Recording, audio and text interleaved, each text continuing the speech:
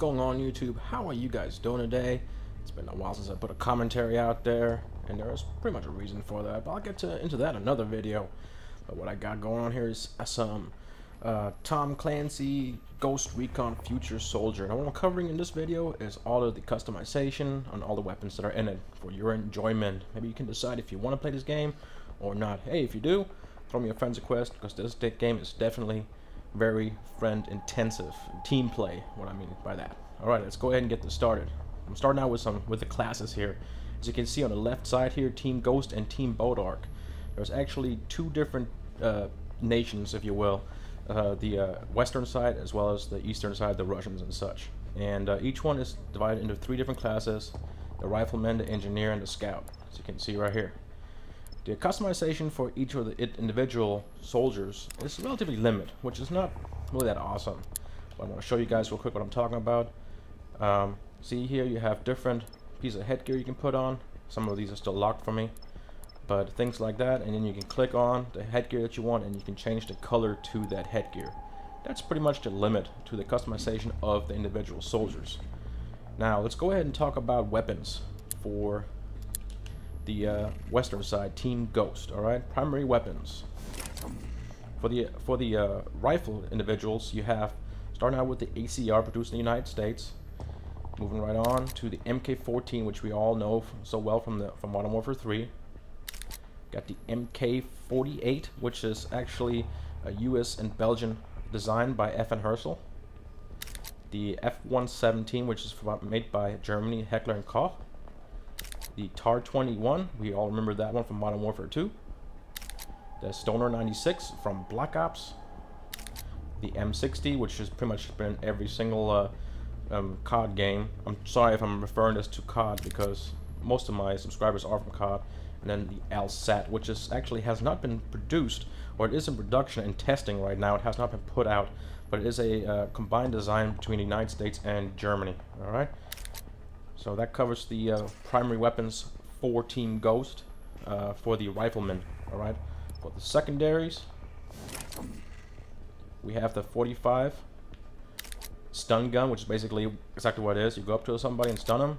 The card, which is a fully automatic handgun. The PLD-3 flash bulb, which is, if you will, like a flash grenade attached to your gun. You can flash them, and that's that. Alright, let's go ahead and jump into the next one real quick. Oh, that's one thing I forgot. I'm going to go ahead and cover real quick too and show you guys.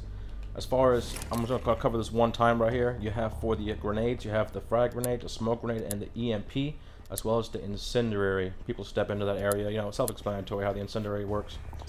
Alright, as equipment, the grenade stuff is pretty much the same for both Ghost and Bodark. And as far as the equipment, you have the camera, which is you can set up, and it will give you an angle and highlight all the soldiers on the battlefield that are in that area.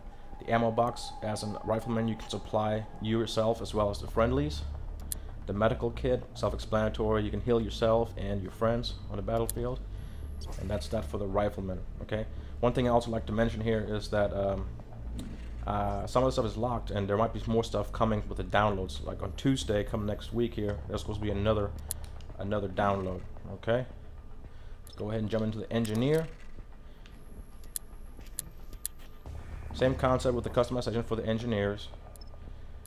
The primary weapons for the engineers are as follows. The Goblin. Now, I didn't find a lot of, actually didn't find any research on this gun, but I think it's a personal defense rifle, a little or submachine gun, I don't know, one or the other.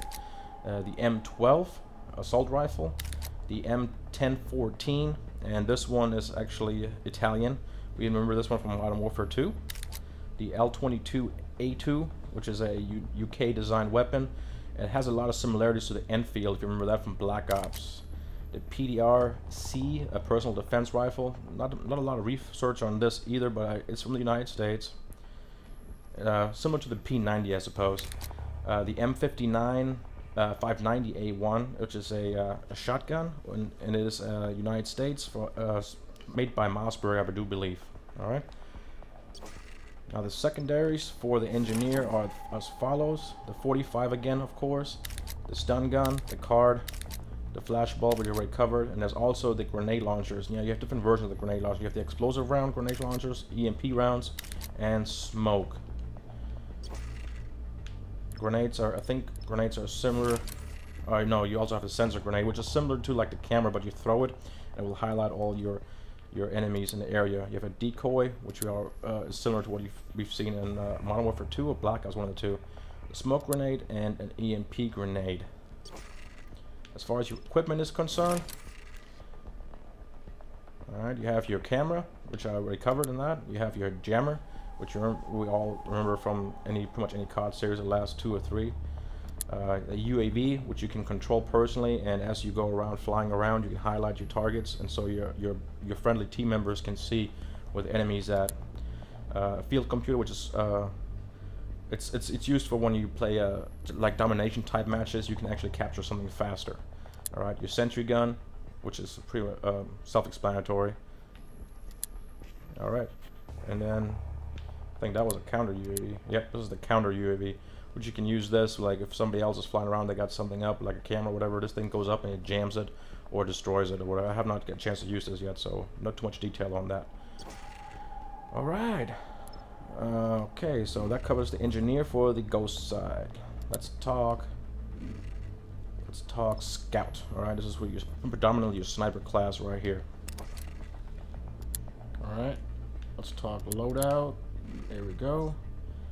Alright, your grenades for the scouts. You got the flashbang, smoke grenade, EMP grenade. That covers that.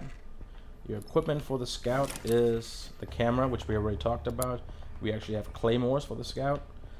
Stun claymores, basically you set them up and instead of killing them, it actually just stuns them. I really don't understand that reasoning. Augmented camo, which is actually, it makes you almost invisible, but you can still see if you look directly at that person, but if they're standing against something, they're hard to see. Your medical kit, that covers the scout for that. Let's go ahead and talk primary weapons. MP7, starting out with the MP7 for primary for the scout. We all know this one from Modern Warfare 3. She's a beast, and she is a beast in this gun too. The M110 sniper rifle, made in the United States. The P90, which is made by Belgium. The Vector, which is made by United States. I think this one was in Modern Warfare 2. The MSR, which is currently in Modern Warfare 3, and then finally the SRR. And I did not find a lot of research. Actually, I didn't find any research on this, but I do believe. Actually, no, I can't even tell you guys where this thing is from. But you can see, you can plainly see it looks like a handgun. They added a butt to it and a scope and extended the. I don't know. It's funny looking to me. All right, moving right on. For secondaries for the scout, we have of course the 45 again, the stun gun, the cart, the flash bulb, and then the same grenade launchers as with the engineer. Alright, the one other thing that I'm going to show you guys here is the progression portion here, which I'm not going to bother showing you guys when I jump teams to the other side, because the weapons are actually different between each one. Okay, your progression portion, as you guys can see, goes up 50 levels and shows you what it unlocks as you progress in your levels. This is online play, of course. Single player has the same weapons, but they are unlocked by missions instead of levels. Alright, there we go. This goes all the way up to 50. And there's 50. You can also see how your stuff that you headgear unlocks as you go. Alright, let's go change faction to the Podok side. And we're going to go ahead and back out and start. Well, we'll start with Scout while we're here already. Alright.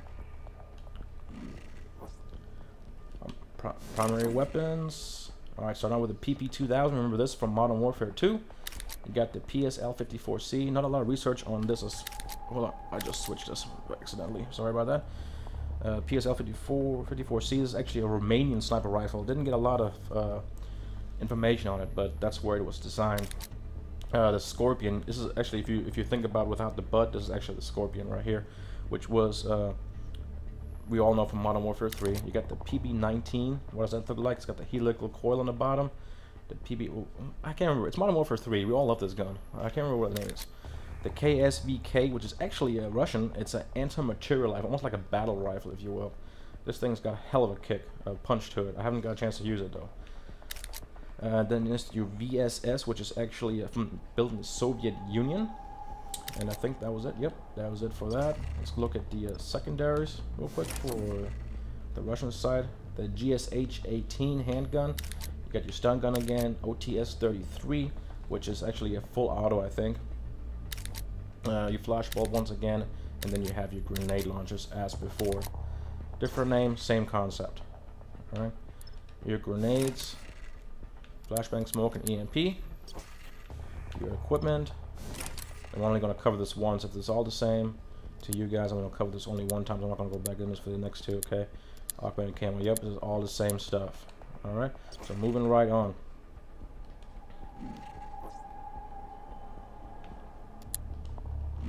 Alright, here we go. Engineer for the Russian side.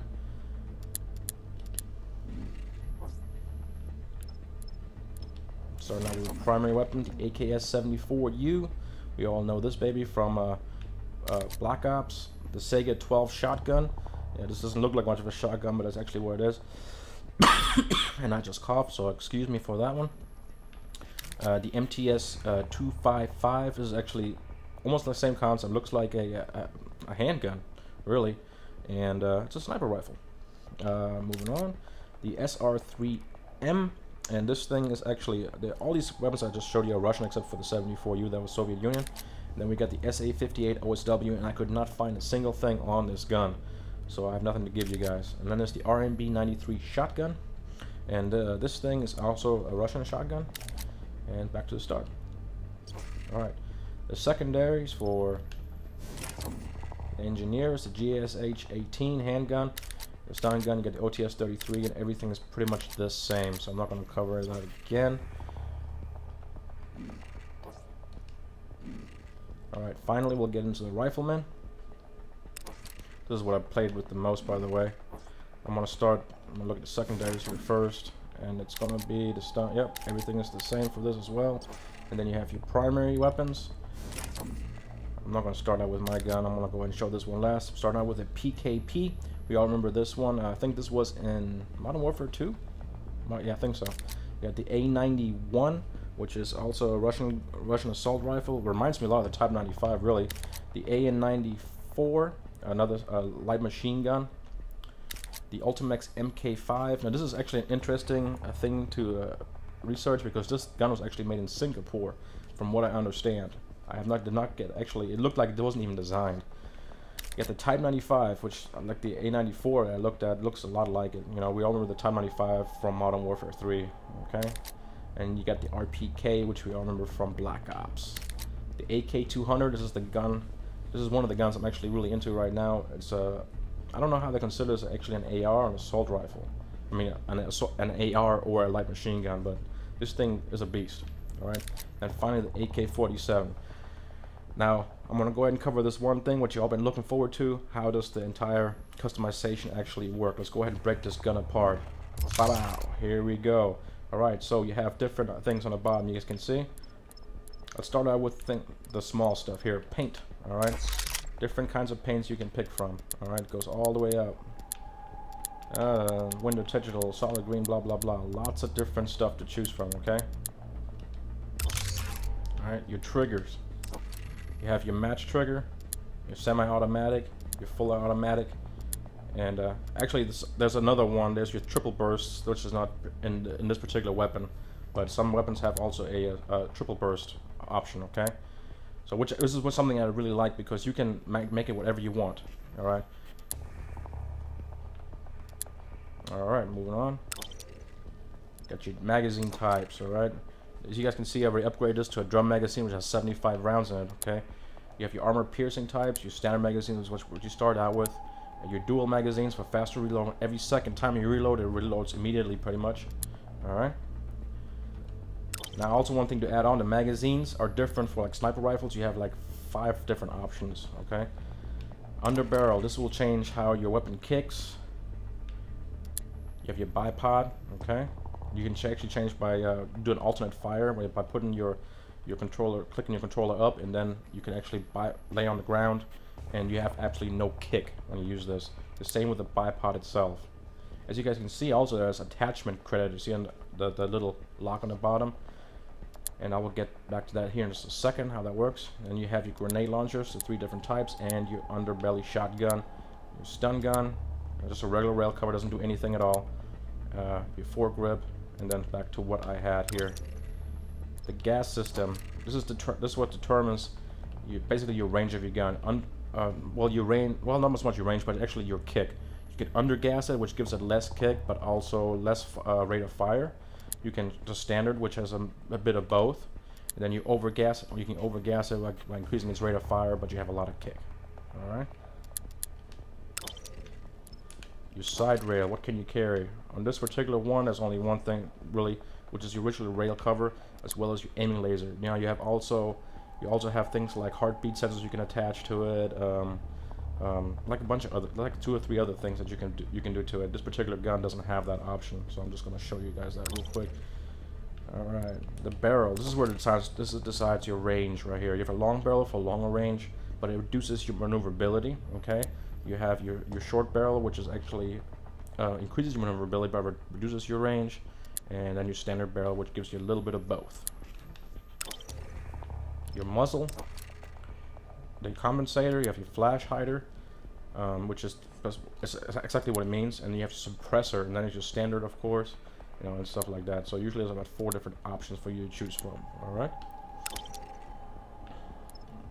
The stock. You have your extended, your folded, and then your fixed stocks. Each one has its own little characteristics. Your extended, which is it's your balance between maneuverability and control. You have your folded, which actually increases your maneuverability but removes your control, so less stability to the gun when you shoot it. And then your fixed, which is increases your control and reduces the amount of recoil. It doesn't have a negative cost to it. And your optics, different types of optics you can choose from. You have your tactical scope, which has a 4x magnification. Your backscatter optic, I haven't got a chance to use this, but it sounds a lot like an X-ray scope type deal. Alright, your regular iron sights, your red dot, and this is like your dual scope, like you have in Modern Warfare 2, where you can, you know, have your ACOG attached with your red dot. That's exactly what that is. Alright, and that's pretty much that, ladies and gentlemen. So hopefully that rounds it up. Once I'm done with this, I can go ahead and put this baby back together. And we'll take it to the firing range and check it out.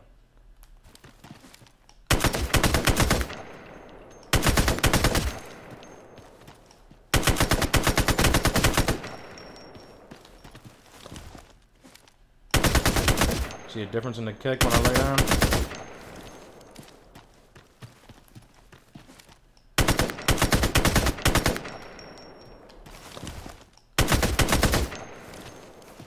Alright, ladies and gentlemen, that's about that.